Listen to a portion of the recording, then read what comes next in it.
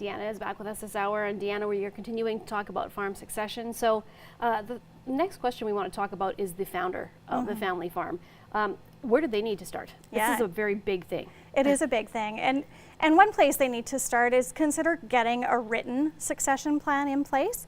So there was a Stats Canada census that showed that 91% of farmers do not have a written plan. They may have something in mind or something discussed very informally, but a written succession plan is what will be more successful in the long run. They also need to decide if they want to keep the farm in the family or if they would consider transferring the farm to an outside party. If yes, they expect to keep the farm in the family, then they need to give some thought to who the successor is. Is the successor even interested? So we can't make the assumption that just because a child has worked on the farm, that they're necessarily willing to take over the farm for the long run. And are there other skills that younger generation needs to develop? So do you find that they need to develop more skills to run the successful farm operation? The founder also needs to consider what their own retirement might look like. So when would they want to retire and with how much? So what do they need and want from the farm in order to have a comfortable retirement? And they should also give some consideration, if there are any non-farm children, on how they'd want those treated throughout the succession planning process. Now, if the next generation on the farm is interested in taking over, there's obviously, again, a lot of things they need to consider. So where do they start? Yeah, so they start, well, often they start really with that transfer of labor. So often that starts even before the succession planning process begins. They start doing the manual labor of the farm.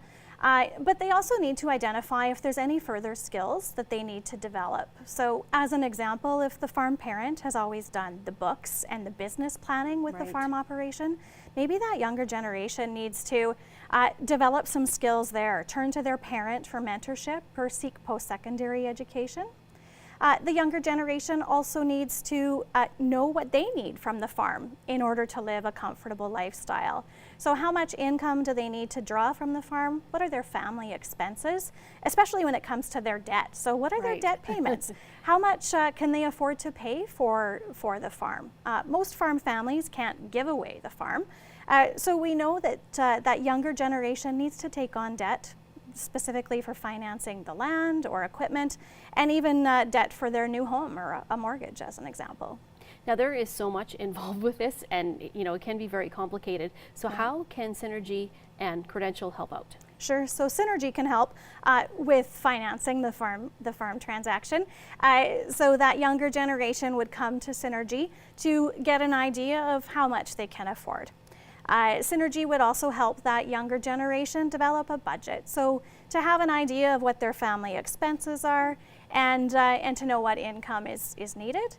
They would also help with retirement savings for their eventual retirement and establishing an emergency fund. Okay.